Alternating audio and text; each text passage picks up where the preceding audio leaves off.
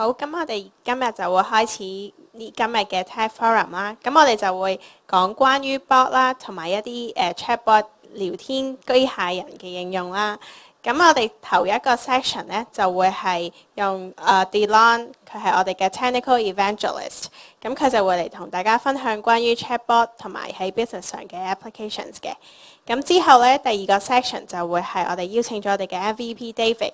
咁佢個 section 就會係用英文，咁就會講關於點樣用 DevOps 去將大家嘅 application 嗰個 development 加快同埋 being more effective 嘅。咁我哋今日都好特別咁樣咧，就加入咗 Facebook Live 啦。咁所以咧，而家咧其實我哋就係 live streaming 緊。咁我哋就有我哋嘅 support with 我哋最大嘅 ISV TFI 喺呢邊啦。咁佢哋就會幫手支持呢一個 live streaming 嘅。咁other than this 咧，咁我哋就事不宜遲啦。咁我哋其實咧喺 Facebook 嘅朋友咧，就都會有一個現場嘅 Q&A session 嘅。咁佢哋咧就會喺成個 session 最尾嘅5分鐘咧，我哋就會解答佢哋嘅問題。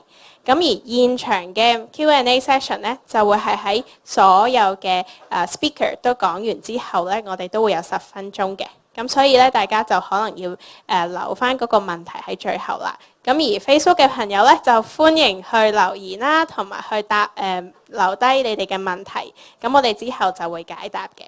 好，咁我哋而家邀請 Delon 佢嚟同大家分享佢嘅chatbot 嘅 knowledge。Thank you。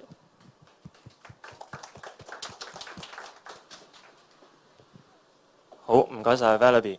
好，首先我自我介紹先啦，我係 Delon 啦，我係 Microsoft Hong Kong 嘅 Technical Evangelist 啦。咁今日個 topic 咧就係會介紹翻我哋 Microsoft Azure 上面嘅 bot framework 啦，同埋一啲嘅 cognitive service 嘅一啲嘅 tools 去 support 翻你嘅 chatbot 嘅。咁第二 part 咧就會有我哋嘅 MVP 啦 ，David 咧會講翻一啲嘅 DevOps tools 去 facilitate 翻成個 development process 嘅。好啦，咁before 我 deep dive into 我哋嘅 bot framework 咧，咁我先簡單介紹下我哋嘅Cortana Intelligence Suite 啦。咁 Cortana Intelligence Suite 咧就包括咗好多一啲嘅例如啱啱講嘅 bot framework 咧，都係屬於呢一個 big family 嘅。咁其實 abstract 啲講句咧，就係做緊啲咩咧？就係 transform 一啲嘅 data into intelligent actions。因為 data is everywhere。而家 data 可以係 from 你嘅 mobile apps 啊、websites 啊，甚至乎可能係一啲嘅 IoT scenario， 可能係一啲嘅 IoT sensors 啊，或者 IoT device 啊。但係我哋點樣去 transform 啲 data 去 interact with 你個 customers in a smarter way， 令到佢哋更加滿意你嘅 service 咧？咁其實我哋呢個 Cortana Intelligence Suite 咧，就主要包含四個 components 啦。第一個就係 information management 啦，跟住就係 big data stores 啦。第三就係我諗大家都好期待，同埋大家都最有興趣嘅 machine learning 啊，同埋啲 data analytics 嘅東西啦。係啦，咁其實咧而家市面上好多人咧，即係用Microsoft 啊又好，或者用其他 service 就好啦，佢哋係好有興趣 machine learning 同 data analytics 嘅，但係佢哋又做完咗可能一個非常好嘅 machine learning model 啊，或者一個 predict， 即係做完咗一個 machine learning algorithm， 或者一個world class 嘅 data pipeline 之後咧，佢哋就 stop 咗喺度啦。其實點樣俾你個 customers 去知道你嘅 intelligence 咧 behind the scene 咧，就係要靠一啲例如好似 bot framework 咁，可以 expose 到呢啲嘅 intelligence to 啲 users。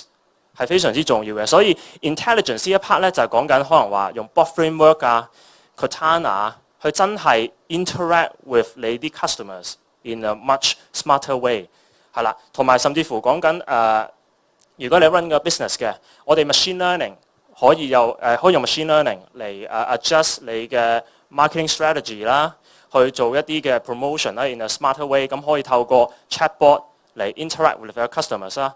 甚至乎或者係一啲嘅IoT 嘅 situation， 或者可能你 run 緊一個 factory 嘅，你好多硬件你可以安裝 sensors 落你啲嘅 mechanical systems 度嘅，你可以做翻啲嘅 predictive maintenance， 我哋叫做即係咩意思咧？就係、是、你 detect 到一個sensors 啊或者一啲 hardware break down 之前個 condition。OK， 咁 before 佢 break down， 你會 source 定啲 component 去 replace 壞咗嗰件，同埋揾一啲 right 嘅 engineer 去 fix 一啲嘅 problem 啦。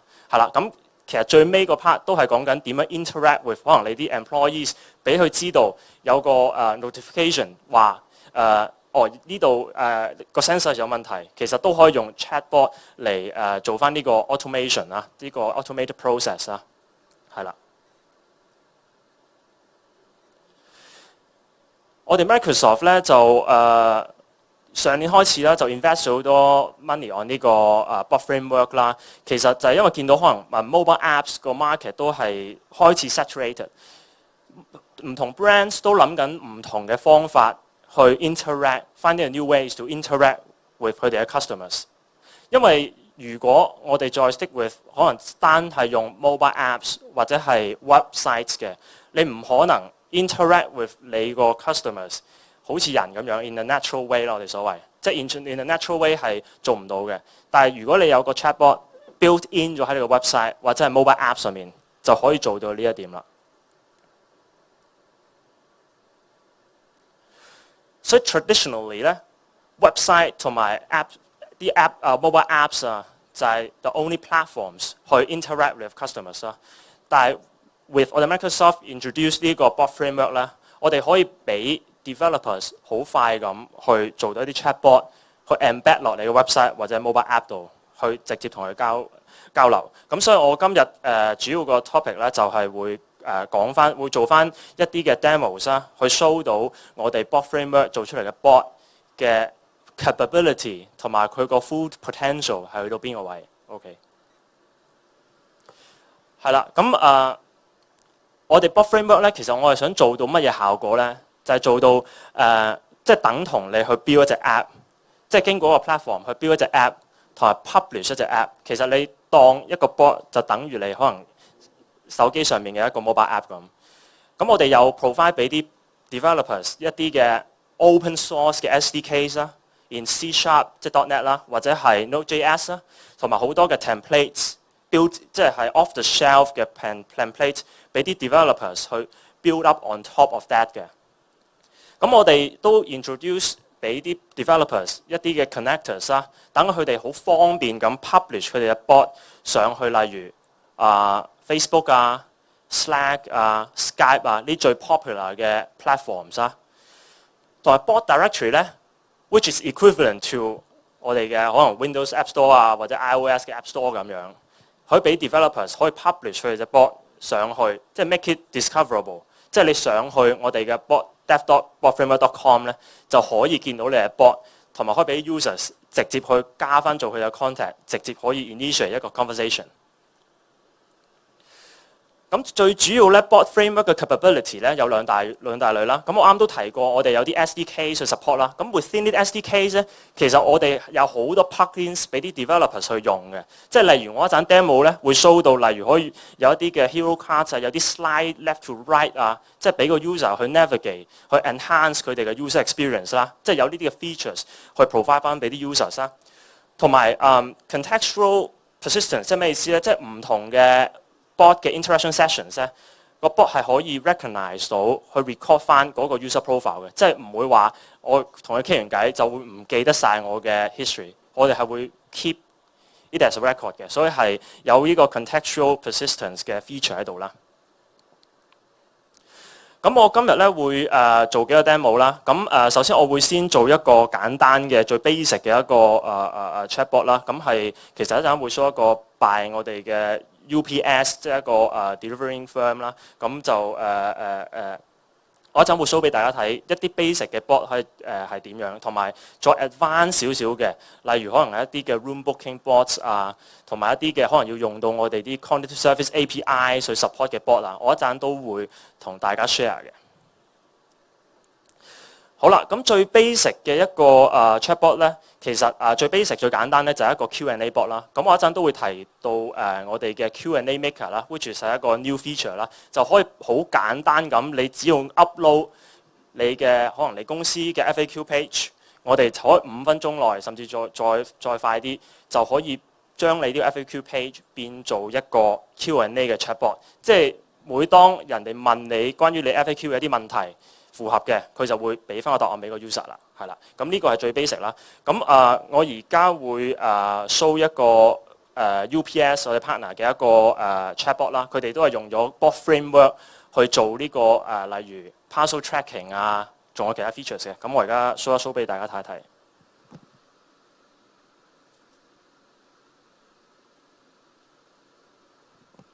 好啦，呢個係我個 Skype， 唔好意思啊，我啲 contact 全部都係 bots 嚟嘅。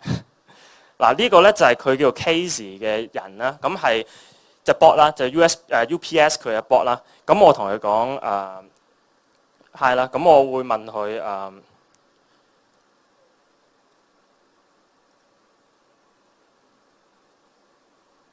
what can you do？咁呢個 bot 咧，其實佢主要功能咧就可以同你講翻，如果你 provide 到一個 US 嘅一個 postcode 啦，佢可以同你講最近嘅 UPS 嘅一個 store 啦，同埋track 翻啲 UPS 嘅 package 啊，或者係UPS 嘅 stock price 啊，咁我可以好快咁 search 下佢嘅 stock price，睇下佢可唔可以答到我。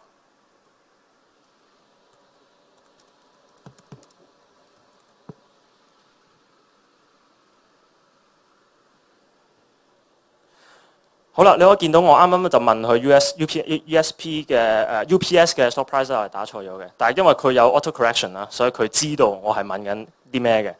嗱，你呢度見到咧，佢有一個 hue card 啦，同埋呢啲有一啲嘅 description 啊，有個 title 啊，其實呢啲都係我哋啲 plugins 咧。我哋 GitHub 上邊咧係有 templates 俾大家去 download， 只要 add 翻你要嘅 image 啊、description 啊，其實就可以做到呢一個效果啦。甚至乎，其實佢而家係 retrieve 緊UPS 嘅 stock price in real time 啦，所以係冇 delay 啦呢個情況。咁同埋我都預備咗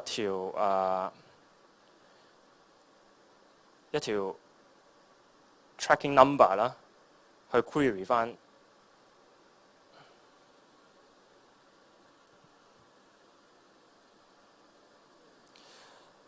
好啦，佢答翻我話 Your package is on its way， 同埋已經到咗我嘅 destination 啦。咁我可以再想知多啲嘅話，就可以撳翻打翻 more info 啦。咁佢其實就係 retrieve 翻佢 official website 上面嗰個 tracking system 嘅 information，directly import 落我而家呢個 Skype 個 contact 度啦。咁我見到有個 full 嘅 description of 嗰個delivery 嘅 history 啦。咁呢一個就係比較 basic 少少嘅一個 bot 嘅一啲嘅功能啦。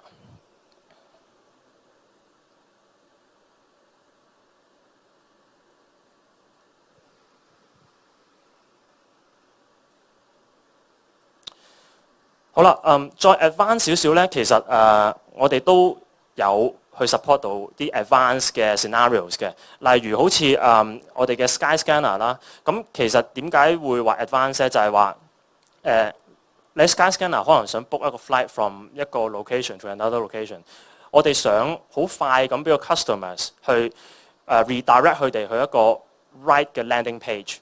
其實 chatbot 就係一個 interface 俾佢好快咁想去到佢要嗰頁。例如佢想 book 一個 flight from 香港去倫敦嘅 Sky Scanner 可以即刻 provide 到啲 information， 同埋佢可以即刻 land 個 user 去嗰個 payment page， 同埋佢已經 set up 晒所有啱啱提過啲 details 記錄晒。例如我話去 from 香港去倫敦嘅某一日，佢啲資料全部會 send 翻晒去嗰個 payment page 度，所以唔使個 user 再打一次，即係 redirect 個 customer 去一個 right landing page 啦。咁第二個complex 少少咧，就可能係一啲嘅一路都會 show 一 show 嘅，就係一個叫 Cardi 嘅一個medical industry 嘅一個bot 啦。咁係做咩咧？其實呢個 chatbot 咧就會了解翻嗰病人嘅一啲嘅病徵啦，同埋會 suggest 翻佢 potential 係患咗啲乜嘢 infection 啦。咁同埋 within 呢個 Skype chatbot 咧，佢可以 initiate 一個 Skype call with 嗰個 doctor 嘅，或者係一個 Skype chat with 個 doctor 嘅。所以呢個係比較 advanced 嘅 scenarios 啊。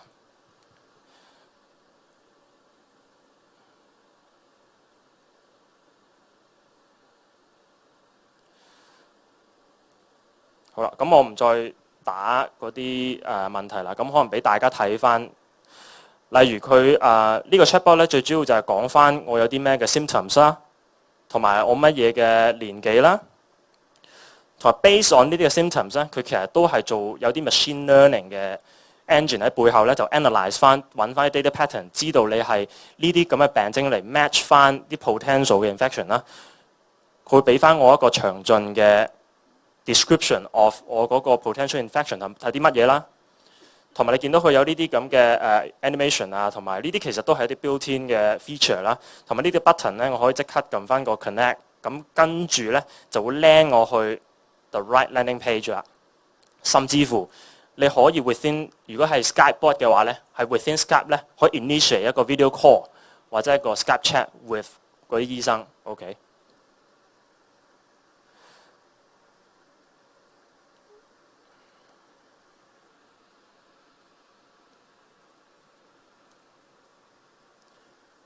好啦，咁另外咧，我啱啱提過 Sky Scanner 啦，Sky Scanner 啦，都係佢會 keep record of 你提過嘅嘢，例如我講話我由邊個地方去邊個地方，同埋一個嘅時間，邊個時間我想 book 一個 flight。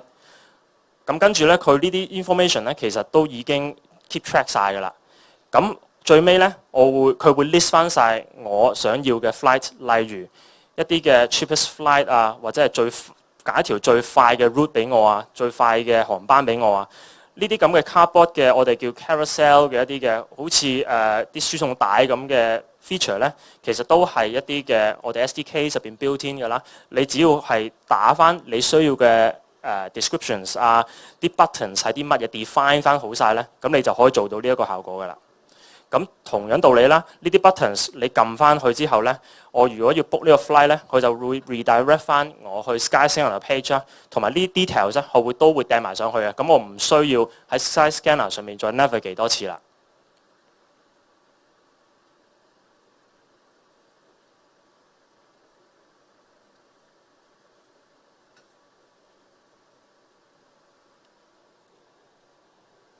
好啦，最後一個 scenario 咧，就例如我想做一啲嘅room booking 嘅 system， 即係 replace 我哋 existing 嘅 room booking system as a chatbot。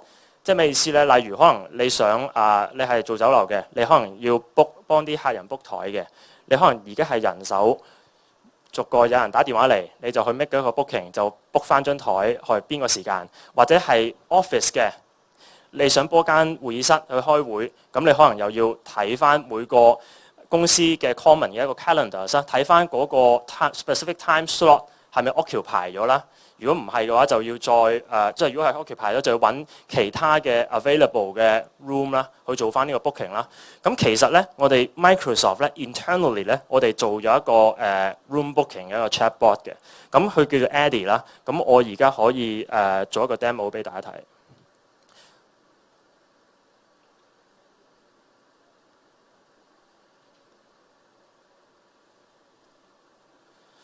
咁呢一個 chatbot 咧就係一個 Skype 嘅 chatbot 啦。咁佢主要係5大功能，例如想一個 schedule 嘅 meeting 啦，或者 book 一間房啦，或者係 set 一啲 reminder 啦，同埋 bring 一啲 updates 啊，同埋你想去列出可能聽日9至10嘅我公司有邊間房係冇人 occupy 到嘅，係啦。咁我而家示範一下。嗱，我 list 房嗰度咧，我之前已經做過，可以俾大家睇一睇。因為嗰個 query 個速度咧有啲慢，所以我今日就唔喺度 demo 啦。咁我見到啦，我就問佢話，我要聽日有啲咩 available rooms 啊？佢就將我公司所有空嘅房啦都列晒出嚟啦。咁我可以suggest 話，我想 book a room for 10 a.m. tomorrow。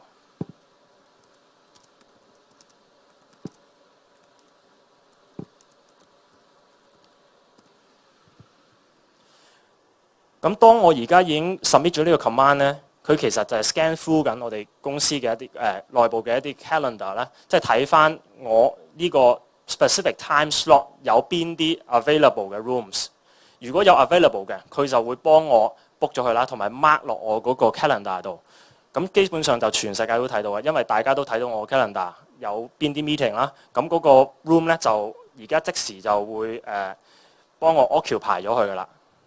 咁同埋咧，佢除咗 scan 我哋嘅 internal 嗰個 database 即係 calendar 之外咧，佢仲會仲可以 initiate 翻一個email notification 俾我啦。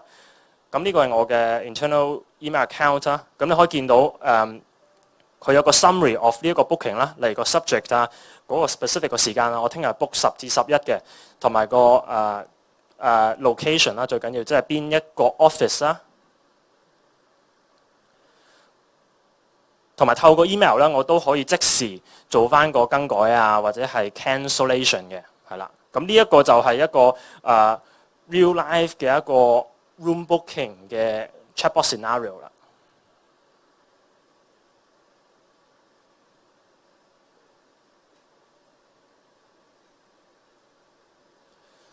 好啦，咁除此之外咧，其實 chatbot 咧都可以用嚟做一啲take 一啲 proactive action 嘅，即係咩意思咧？就係話如果可能當個銀行佢個 fraud check system 或者係一啲嘅佢哋嘅 system 可以 sense 到個客可能有個 user 佢個銀行就快 overdraft 啦，咁喺 overdraft 之前咧，佢可以透過個 chatbot 嚟 send 翻，即係佢 set 翻個 threshold 啦，可能係見到佢就嚟低過50蚊嘅100蚊嘅，可能就 set 翻個 notification，send 翻個message via 個 chatbot 俾個 user， 同佢講你需唔需要我哋幫你做翻 extension。呢啲就係 chatbot 嘅一個功能啦。因為 chatbot 可以 deploy 可以 publish 去 Facebook 啊、Skype 啊。咁其實如果你本身已經將個 chatbot add 咗做 contact 嘅話，你就可以收到佢 send 俾你嘅 message 啦。咁呢啲係一啲嘅 proactive service 啦，我哋叫做。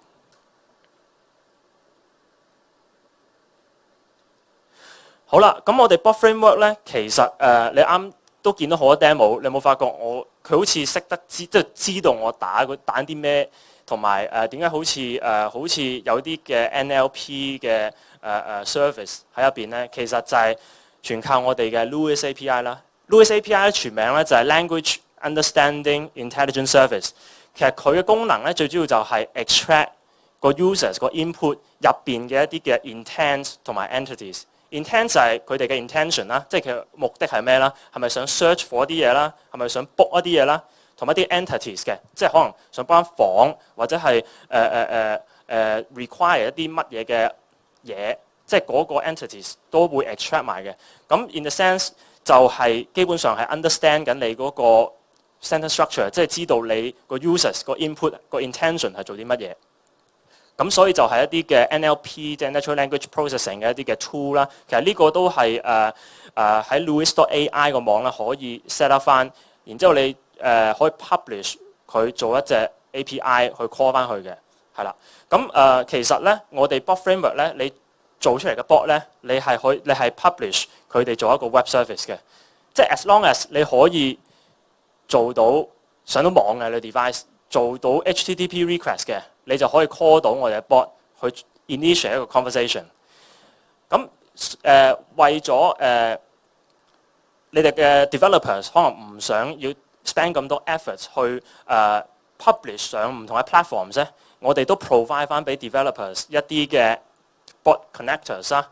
即係咩意思咧 ？With 呢啲 bot connectors 咧，佢哋就可以好簡單咁 publish 著 bot 上，例如 Facebook、Skype、Twitter。Slack 嗱呢啲唔同嘅 platforms 去做翻個 conversation， 即係話如果佢哋有本身例如佢可能 Facebook 有個 developer page 嘅，佢哋可以直接打翻佢哋啲 credentials 啊、啲 details 一個 page 嘅 configuration 咧，佢就可以直接 publish 佢哋隻chatbot 上 Facebook， 咁之後你就可以啲 public 啦，就可以加翻去做 contact 啦，就可以同佢傾偈嘅。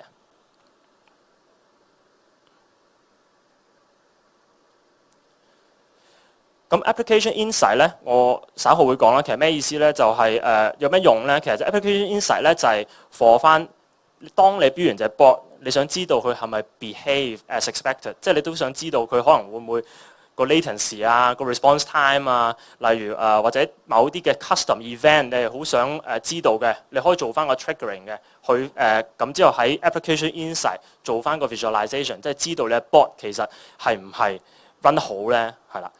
咁除此之外咧，而家越嚟越多人咧就問到，例如話其實 textual 嘅 command 都唔係太好，可能想 upgrade 去做 voice command 嘅，即係用一個 voice 嘅 command 去 send 翻俾個 bot。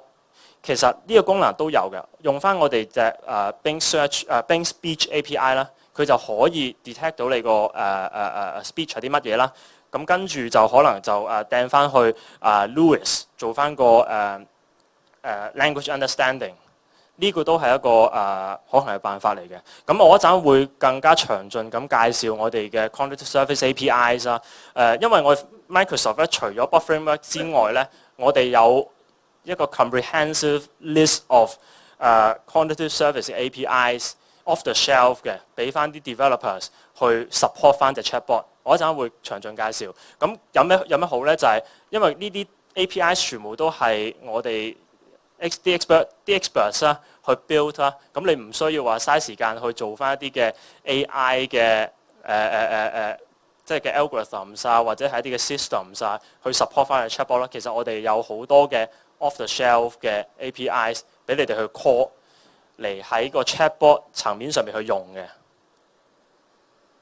咁呢個就係一個 application insight 嘅 dashboard 啦。咁你可以見到佢有啲嘅custom events 啦，你可以自己去 set up 啦。咁其實都係寫翻幾行 code 落你嗰個 chatbot 嘅 source code 入邊，去 trigger 翻個 event，咁 send 翻俾嗰個 application insight 知道有呢個 event 發生咗。咁佢可以做翻一啲嘅 dashboard 啊，做翻一啲嘅 graphs 啊，俾你 visualize 到其實你嘅 bot 係咪 behave as expected 咧？好啦，咁所有 bot framework related bot framework 咧，喺我哋嘅 dev.botframework.com 咧都可以揾到嘅。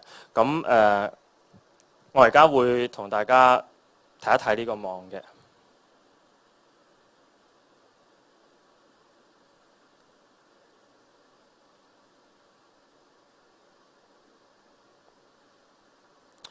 好啦，呢個就係我哋嘅 dev.botframework.com 啦。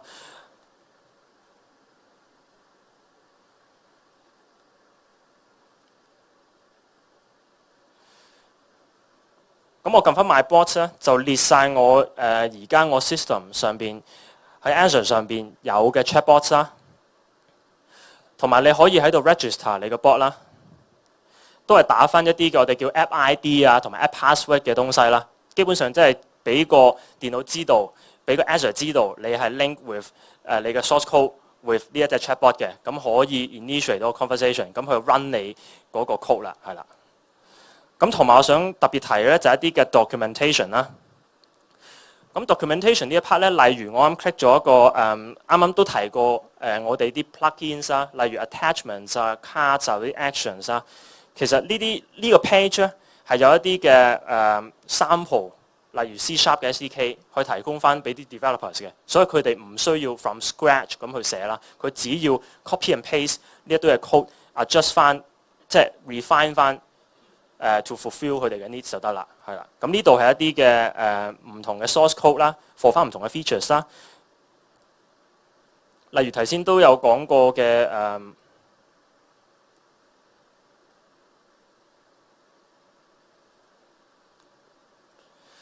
係啦，例如頭先我啱啱都提過有啲嘅 hero card 啊，啱啱 Sky Scanner 佢有啲嘅 hero card 係可以有一個 carousel 嘅功能，即係一個好似輸送帶嘅功能，可以 slide 左右啦。呢啲 features 咧其實佢都有full 嘅 source code 提供翻啦。咁 developers 只要需要上翻呢個網去睇翻就 OK 噶啦，就 copy and paste 咁就再 refine 翻就得噶啦。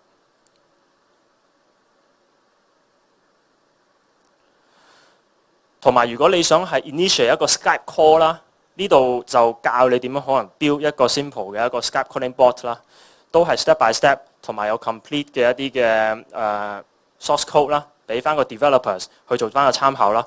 所以如果你係 start from scratch 咁 build 一個 bot using 我哋嘅 bot framework 咧，我建議係 based on 一啲嘅 existing 嘅 templates 啦，咁去 add 翻你要乜嘢 features 去做翻個 tailor made 嘅 solution。俾翻嗰個 developers 嘅。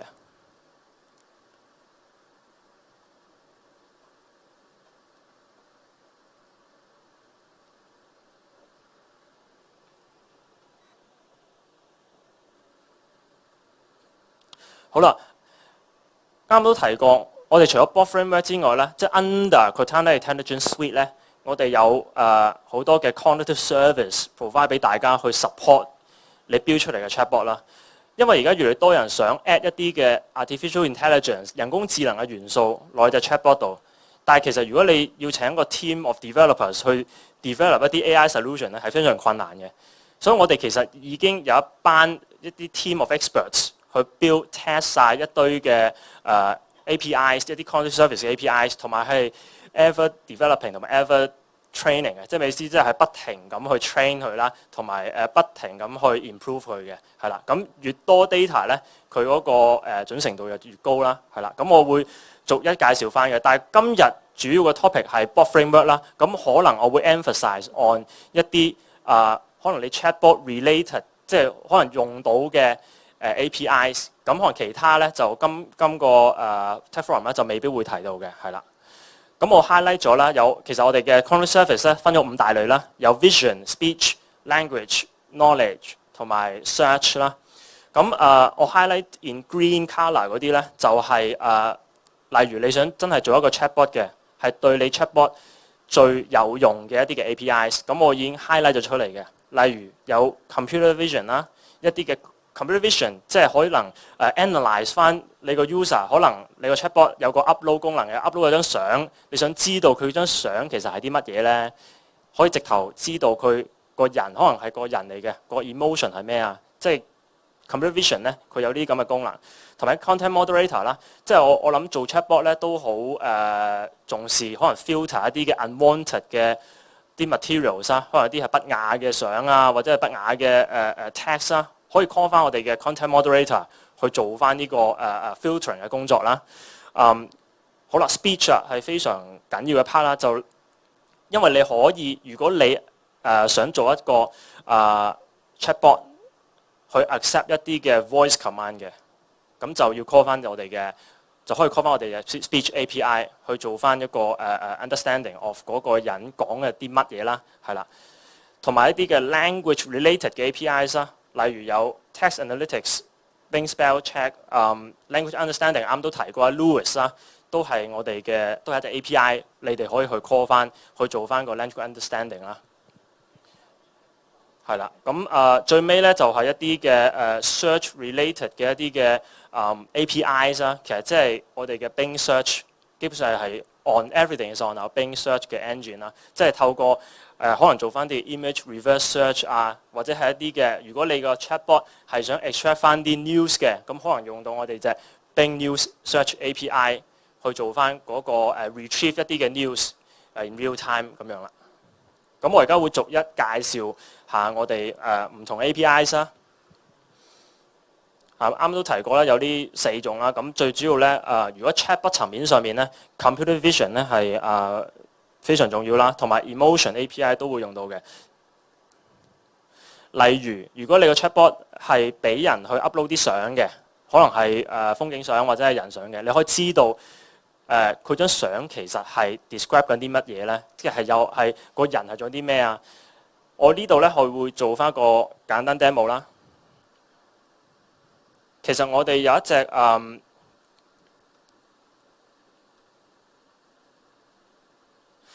叫 image caption bot 啦，其實佢非常之簡單啦，就係用到我哋用到我哋嘅 computer vision API 啦，用到 emotion API 啦，同埋用到我哋嘅 Bing image search API 嘅。點解咧？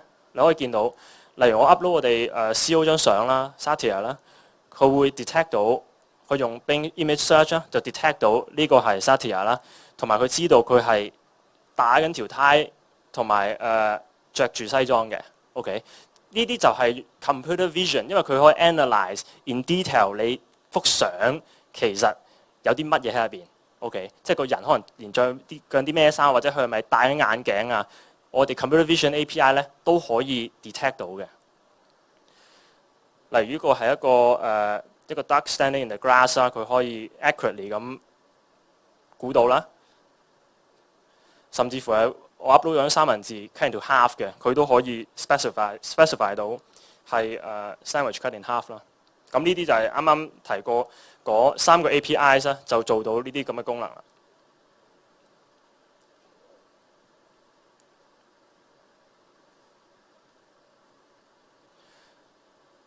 我可能 show 到一個 demo 啦，就係用緊我哋嘅 image computer vision 啊，同埋一啲嘅image reverse search 嘅一啲嘅 API 啦。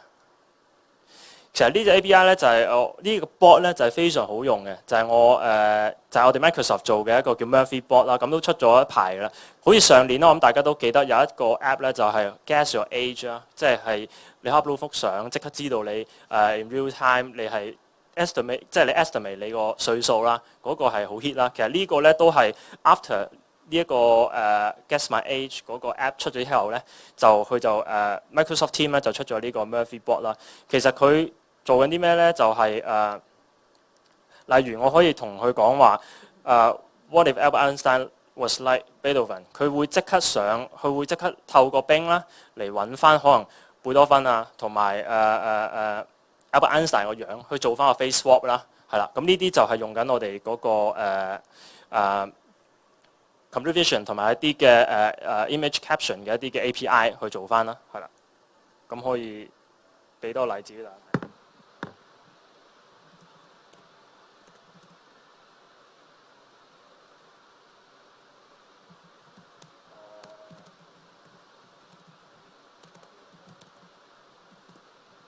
可能我 What if Donald Trump was like Obama 啦？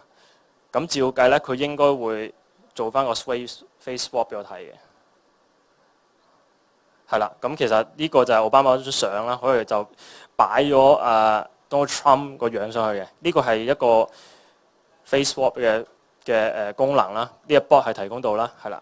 咁呢個我啱啱講過隻 bot 咧，其實上翻我哋嘅 bot directory 咧都可以去add 翻做 content 去試玩嘅，係啦。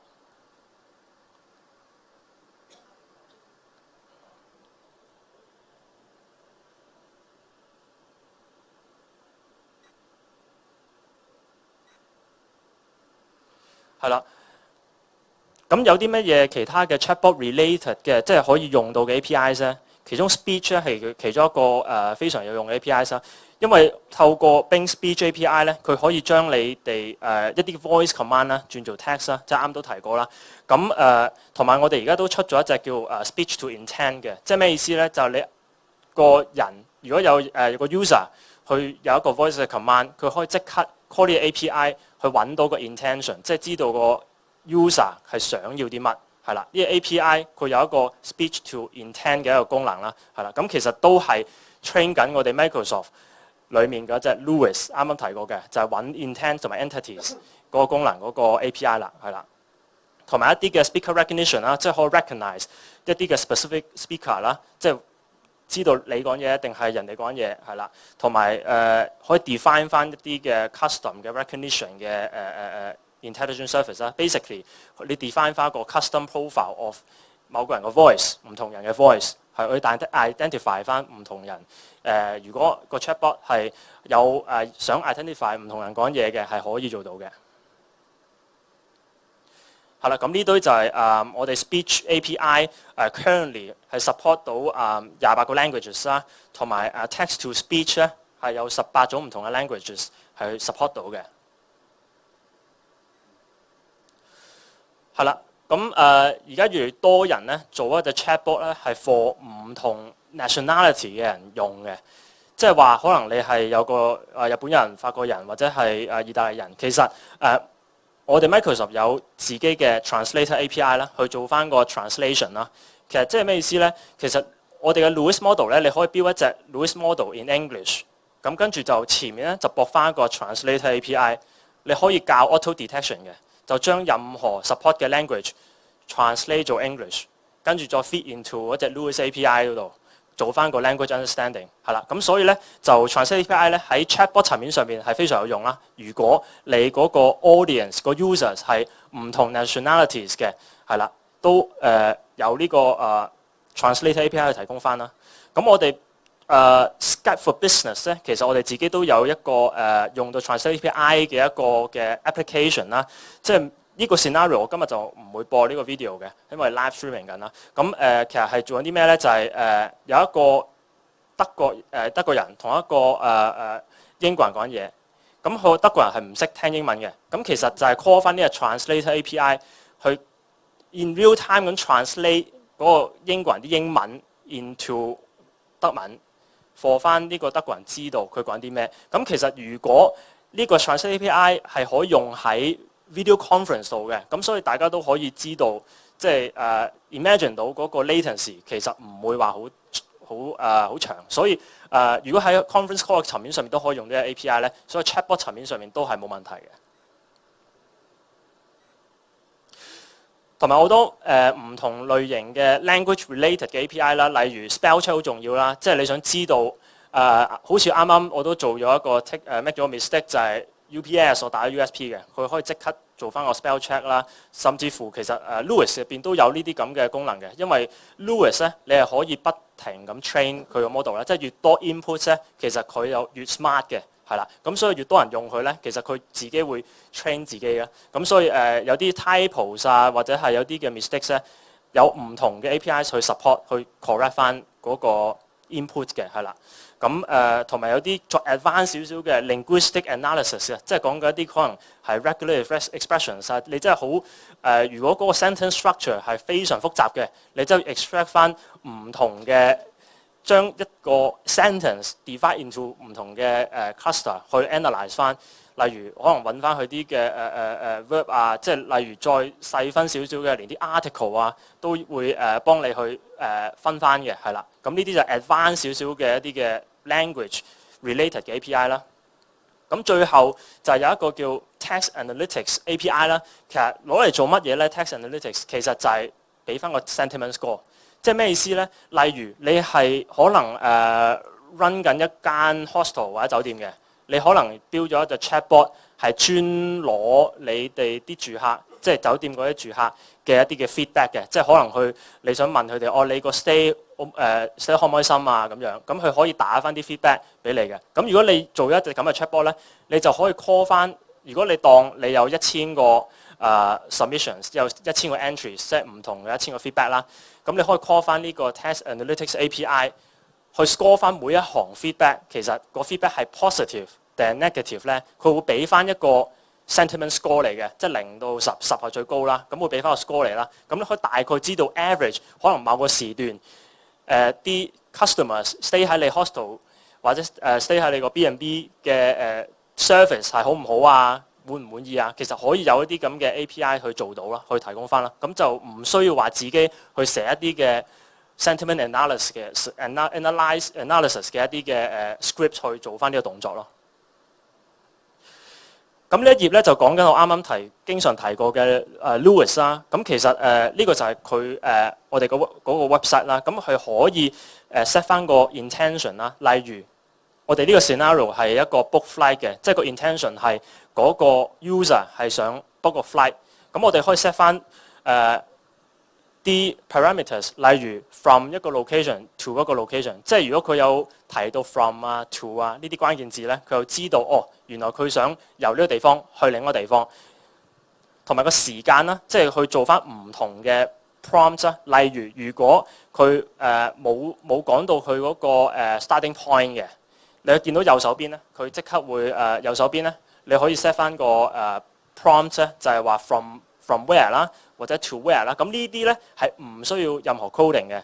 咁咩時候需要 coding咧？就係要再 advance 少少，例如好似啱 Skyscanner 咁，你想 add 翻一啲嘅 cards 啊、啲 attachments 啊，或者一啲嘅好似啱啲 sliding 嘅 effect 啊，嗰陣時咧，你就可以再fine tune 翻，係啦。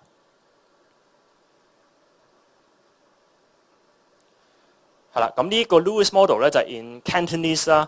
咁你可以見到第一個係今日有咩優惠啊，或者中環去數碼港點去啊，即係呢啲就係一啲嘅utterance 嘅意思就係話我哋估嗰個 user 佢會 input 啲乜嘢，呢堆就係嗰堆 possible 嘅一啲嘅inputs 啦。咁就喺呢度可以其實做埋一個 training 嘅有一個 training 嘅用途嘅，因為如果你through 呢個 page 啦，你打翻嗰個 possible 嘅一個 input 咧，你可以睇翻 in JSON format， 就睇翻佢估得啱唔啱，個 intention 估得啱唔啱，個 entities extract 得啱唔啱 ，OK？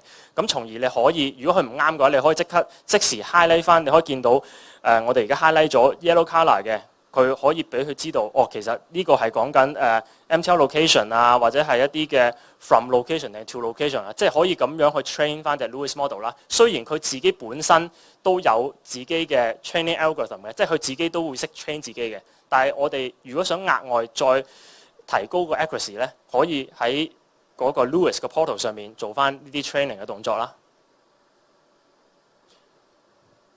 咁 text analytics 啱啱都提過啦，咁佢主要嘅功能就係做翻個 sentiment analysis 啦，就係 extract 翻嗰個 input 入邊嗰啲 keywords 啦，去做翻即係知道嗰句 input 係 positive 定 negative 啦。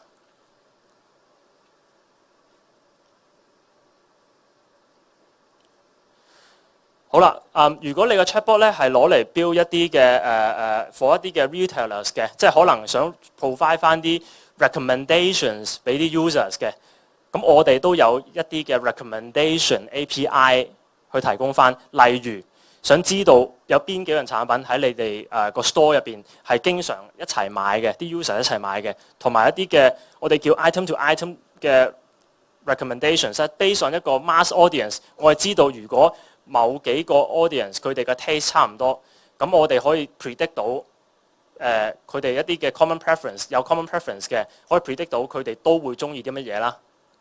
係啦，咁所以就可以 provide 到一啲嘅 personalized user recommendations 啦。但係唯一一個 limitation 就係話，因為呢啲 API 係 off the shelf 嘅，咁係一定要跟翻嗰個 API 嘅 documentation 啦，去 define 翻一個 correct 嘅 format 去 upload 上去做翻個 processing 啦，係啦。咁呢個係因為 off the shelf 嘅 API， 所以如果你係想做翻一啲嘅 specific 嘅 recommendation 嘅 scenario 咧，咁可能就要自己可能用我哋嘅 Machine Learning Studio 啊，或者係自己用翻寫翻啲 Python 嘅 script 去做翻啦。咁呢個係一個 general purpose 嘅 recommendation API。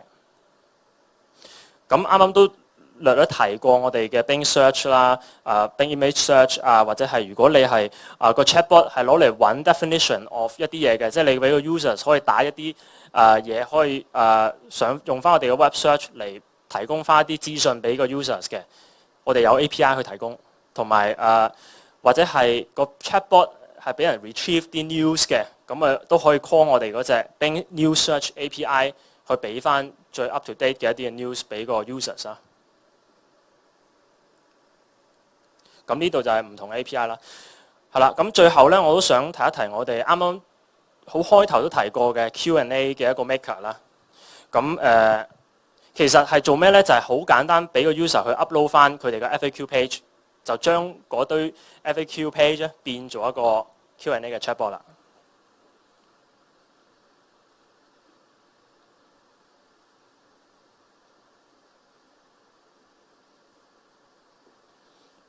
係啦，呢個就係我啱啱create 咗一個 Q&A 嘅 chatbot 啦。咁個 source code 啦，即係個 endpoint 啊，點樣 call 佢啊，點樣去HTTP request 去 call 呢個 API 咧，其實都有 source code 提供翻啦。係啦，咁其實要做一隻 Q&A chatbot 咧，你只要 input 翻少嘅 details， 例如個名啦，例如你公司嘅 FAQ page 啦，甚至乎如果你冇 FAQ page 嘅，你想有個 document 嘅去 describe 翻你公司嘅，你可以 submit 翻啦。係唔同嘅 format 例如 document DOC 檔啊，或者係 PDF 檔啊，同埋最後你都可以自己 manually 咁 input 翻一啲嘅即係 FAQ 去做翻你嘅 chatbot 嘅。咁最尾撳翻 create button 咧 ，within a few minutes of time 咧就可以做到一隻好簡單嘅 Q&A chatbot 啦。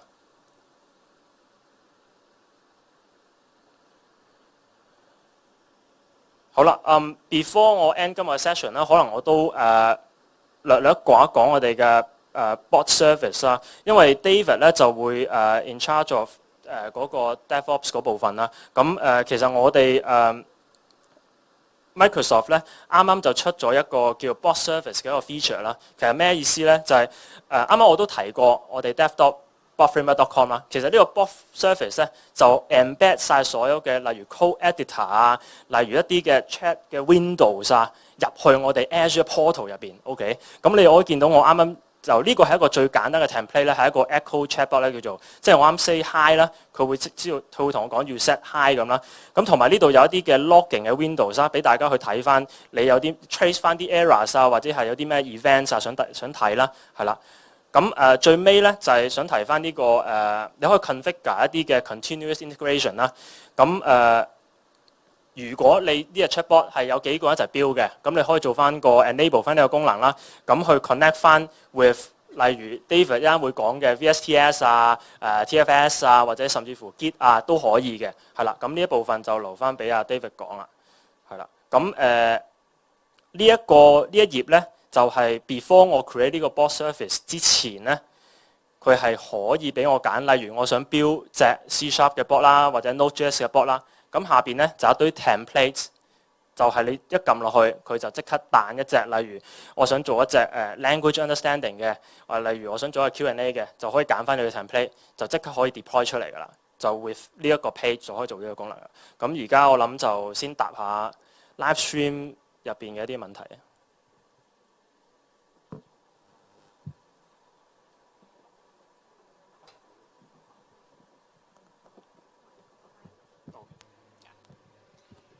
咁咧，我哋喺 live stream 入邊咧就有 Vincent 張啦，咁佢就想問下我哋會唔會可以 handle 到我哋講嘢中英夾雜呢個問題啦？咁同埋會唔會有一個 backend 去 handle 翻而家可能有啲未答到嘅，但係可能有 frequently asked 嘅 questions 啊？咁所以就想問翻Delon 你嘅。嗱，其實我哋嘅 Bing Speech API 咧係 support 到 Cantonese 嘅，即係佢可以 detect 到即係將個 Cantonese translate to text 啦。但係其實如果個 user 係中英夾雜嘅，即係有廣東話又有啲英文，即係我哋香港人好興嘅，即係得閒又講下啲英文嘅，咁咧即係好似我咁啦。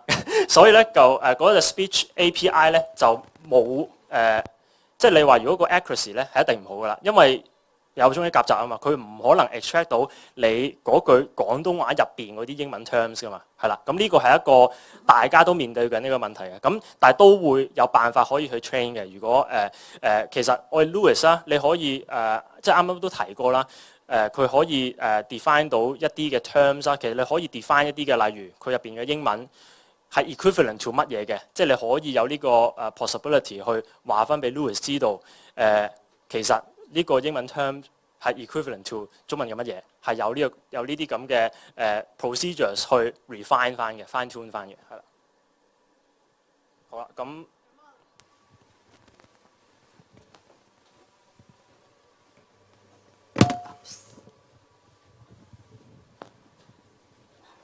好，咁我諗今日第一個 section 咧就去到呢度啦。咁多謝 Facebook 嘅觀眾收睇。咁我哋嚟緊都會有 second section 嘅。咁現場咧就會有15分鐘 break 嘅。咁 second section 就係好似頭先所講，會有我哋嘅 MVP David。咁同埋就會 conduct in English 嘅，係啦。咁 Facebook 嘅朋友咧，如果想睇第二個 section 咧，就記住繼續留意我哋嘅 page 啦。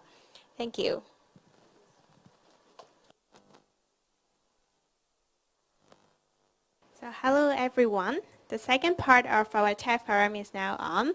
It's also on Facebook as well. So hello everyone on Facebook. It's the same as the first session, but this session will be in English, and we are so honorable to invite our MVP David. He's the expert in DevOps. For information, if you do not know DevOps, today it is the perfect session for you to get know. For information, we're going to talk about accelerating your bot development with DevOps. Hope you guys will enjoy it. At the same time, we will have the Q&A section at the end of the entire session. So for those who have questions, you can also post or comments on Facebook, and we'll answer it later on. So thank you.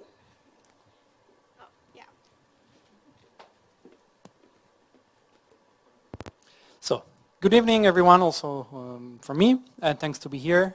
We were talking about DevOps and how we can put together the bots development and DevOps.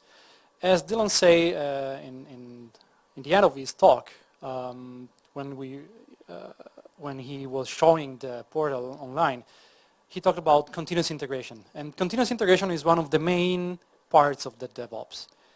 But before talking about the DevOps, let me talk a little bit about myself. I'm Davide, and I'm Director and CTO of DB Tech Limited, and I'm the former International Developer Manager in Aruba, one of the biggest service provider in Europe. I'm also a Microsoft MVP, Most Valuable Professional, in the Visual Studio Application Lifecycle Management field. And this year is the third in a row that I've been awarded with this title. And I'm a speaker, I'm a trainer, and I have more than 14 years of experience in IT and more than 11 years of experience in ALM and DevOps. That said, just start to talk about DevOps. I will have a brief introduction about DevOps, a brief introduction about the tool that I'm going to demo later, and then a demo about bots and DevOps. So what is DevOps? There's a lot of people talking about DevOps, giving a lot of different definitions. Someone think it's just job titles, some others they talk about DevOps when they talk about automation, and it's actually correct. Someone else said that it's just collaboration between development and operations, and also it is correct.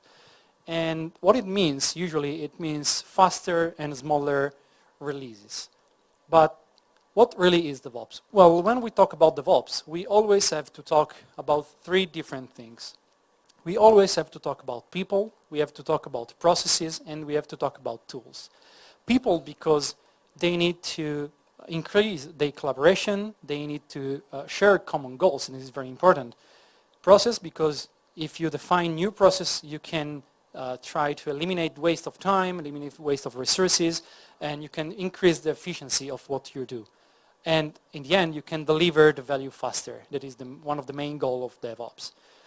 And about tools, because you need, when you have the people, the right people, when you have the right culture, when you have the right processes, you can adopt the tools in order to enhance productivity, to enable collaboration between the people, and in the end, to execute a DevOps strategy. There is no DevOps with only tools.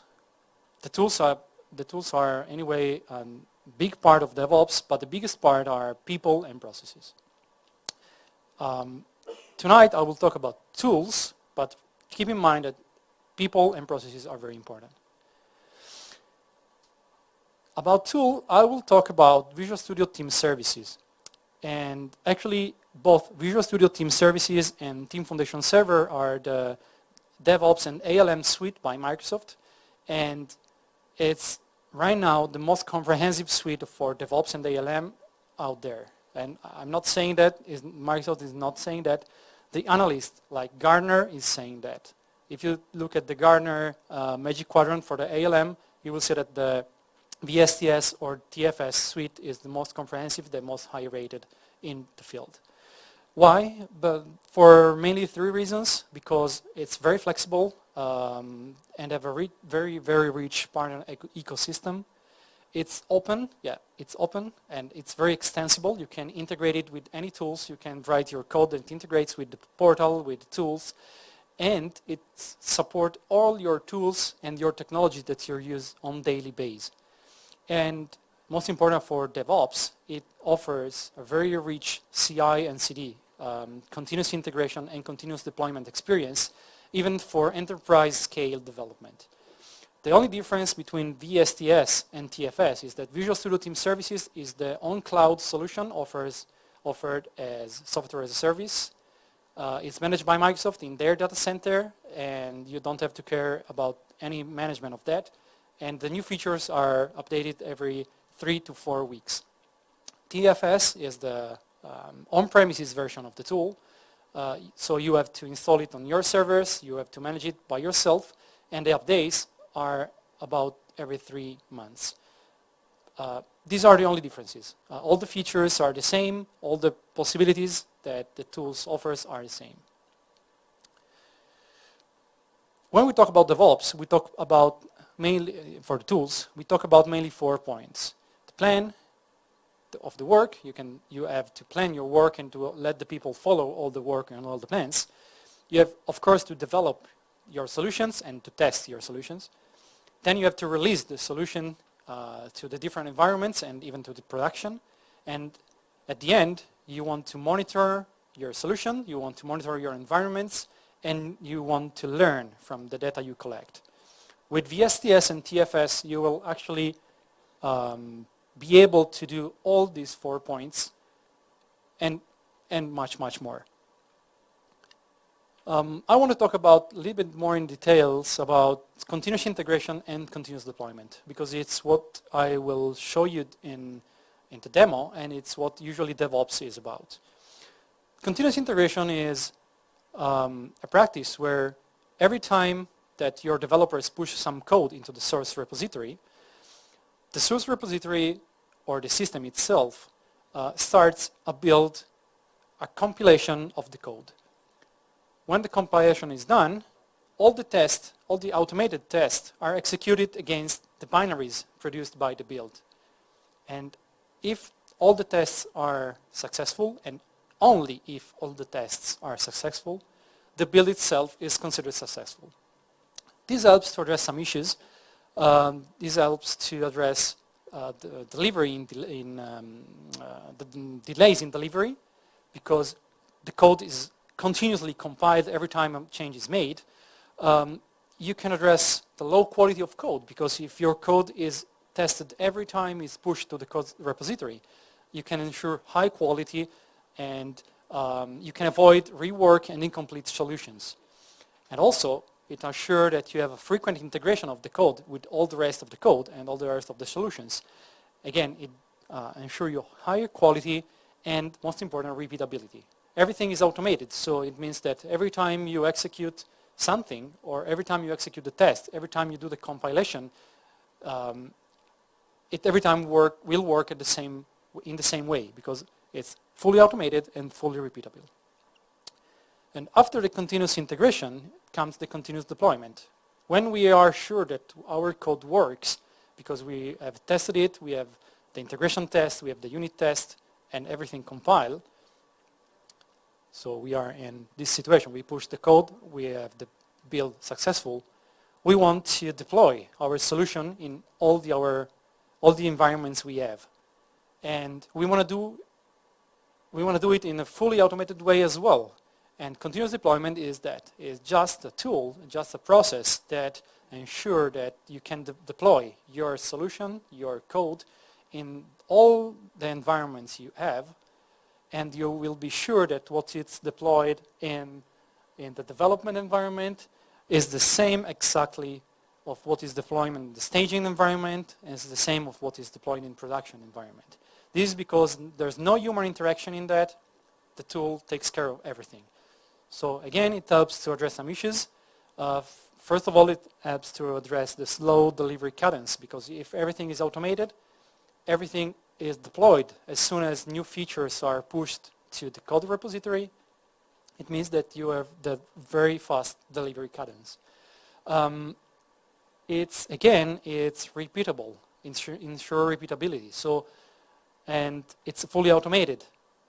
It means that you will not have any more the limited predictability when you deploy, because you have no human interaction, no human error. Everything is automated. If you define a process to deploy, you will be sure that every time the process is the same. So it's very predictable.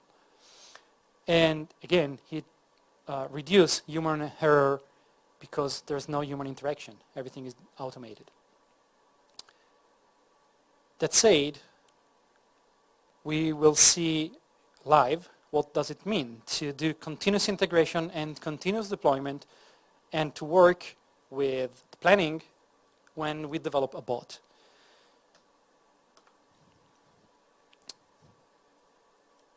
For this demo, I have developed a small bot, a very, very simple one. And at the moment, the only thing that he can do is, if I say hi, he should reply. He should, okay, yeah. So, sorry, I'm too busy. I'm deploying.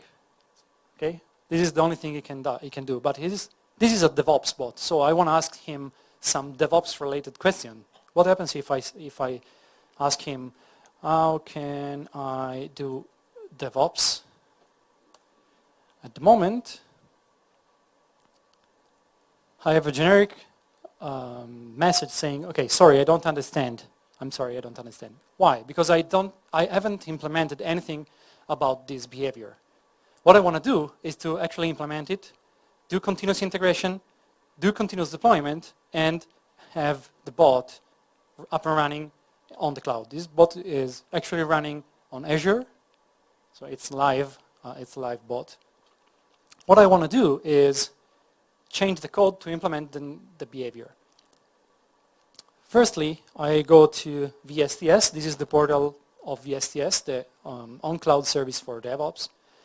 And I can see that I have a couple of work items to work with. I will take this one. I will assign it to myself and I will work on it. So it's very easy. I just grab my name from the menu. So now, unfortunately, the connectivity is a little bit slow. But I should have assigned, yeah, it's assigned to myself. Now, if I go to Visual Studio, now I'm working in Visual Studio, but this works with Xcode, it works with Eclipse, it works with a lot of IDE. And if I go to grab work items, unfinished work, and I should see, yeah, that I have my work item here that is assigned to me. I can actually work on it, so I can change my code. Yeah, I already had the code. And after changing the code, I can just push the code to the source repository. In this case, I use Git on VSTS because VSTS as well as TFS, they support the TFVC, that is the source control system made by Microsoft many years ago. But since I think about 1 year, they support natively Git on VSTS and TFS. So I decided to use Git in this moment. I pushed the changes. I met a message, implemented DevOps. And I actually just want to say that the changes I've made are related to the work item I'm working on. So I just grab these, I move it here, and when I commit, everything is related. Now, if I push the code to the VSTS up in the cloud, what will happen is that the build and release pipeline will start automatically because I configured all the system to do continuous integration and continuous deployment. So I pushed the changes on VSTS. So if here I go to see the builds definition and the builds queue, I will see that there's this release definition that are not started yet, and it's just been requested by me. If I go inside,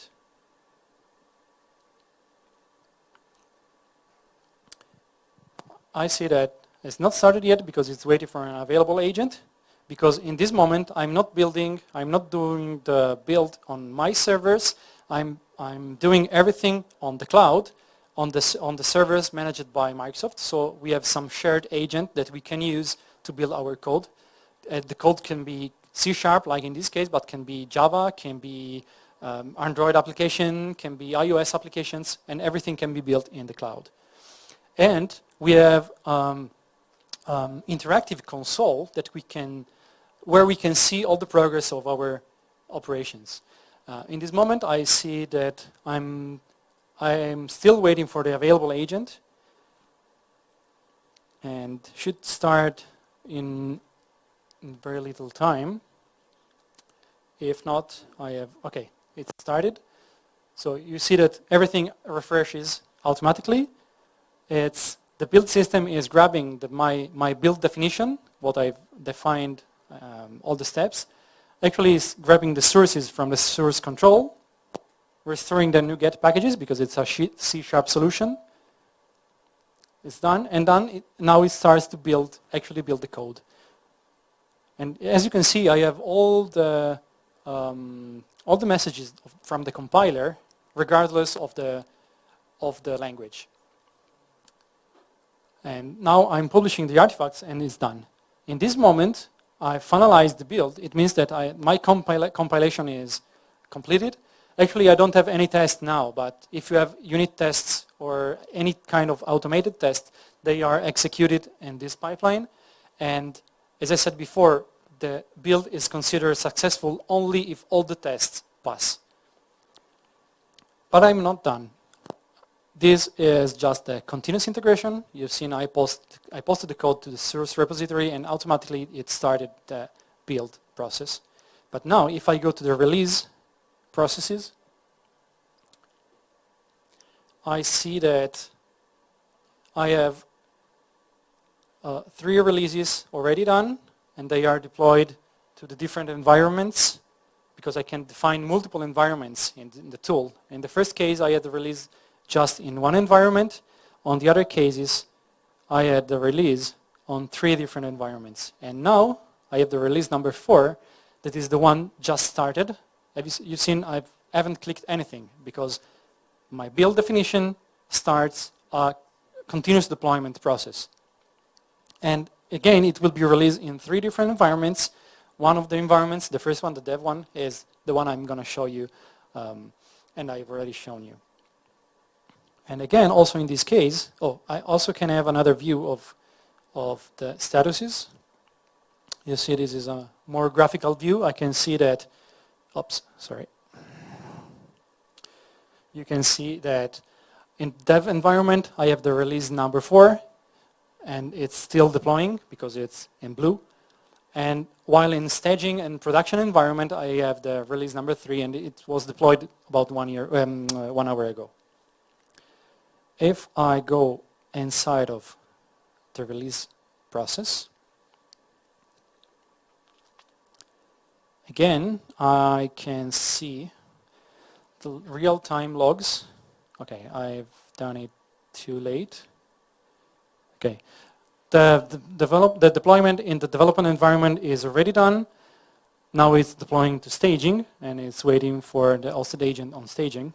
But if I go back here, you can see all the statuses of the release. The development environment is what I wanted to show you. So what happens if I go back to my cloud? I refresh the application. This is just a bot hosted in a web app. It's again the DevOps bot. Again, if I type hi, it should answer me in the same way as before. Yeah, it's still busy. But now, if I type, how can I do DevOps? In theory, it should answer me, yeah, the best way to do DevOps is BSTS. And as you see, this is the effect of the code I changed. And it also helps me to show you some different feature of the bots. In this case, I just reply with some text and an image. In this other, I reply with some text, an image, and some other text with a link that I can use to open anything I want. And this is just 2 examples because with the bot SDK and the bot framework that Dylan showed you before, you can do a lot of nice things.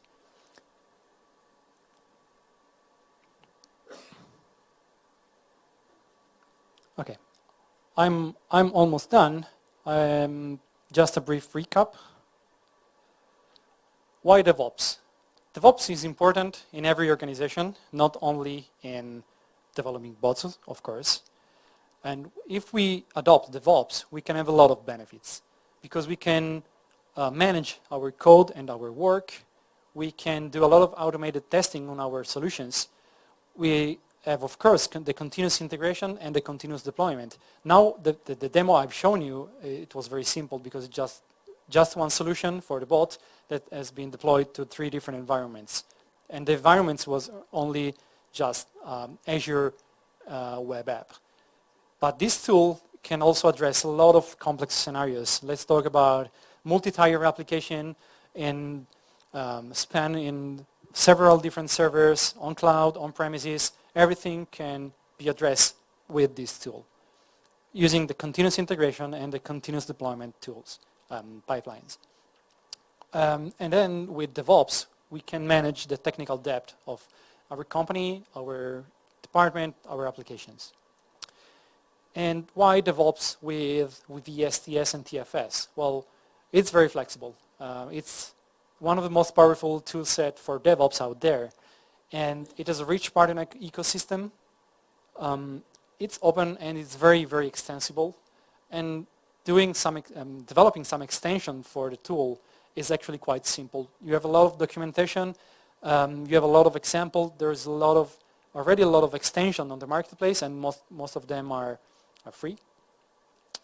And it works on the cloud, and you can have the very same experience on premises as well.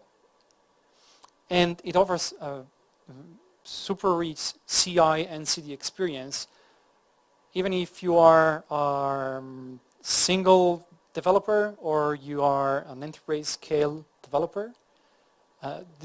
This is the tool for you. Again, as I said before, it's also multi-platform. Of course, it supports Microsoft technologies, but it supports a lot of other technologies like iOS development, Android, Node.js, Java, and whatever. And it ensures really the productivity, the higher productivity for developer and IT professionals. Okay, I'm done. Thanks for everything. I don't know if you have any question or there are any questions from Facebook. So far, we do not have any questions from Facebook so far. But then right now, perhaps we'll close the session for Facebook first. Okay. So thank you for everyone joining us on Facebook. We'll see you guys next time. And for the audience right now on site, if you guys have any questions, feel free to ask us or connect with David. We'll stay here for a while, for like 10 minutes or so. So thank you. And for your evaluation form, please fill it in with 2 sections, provide us any feedback, and you can return it to our receptions open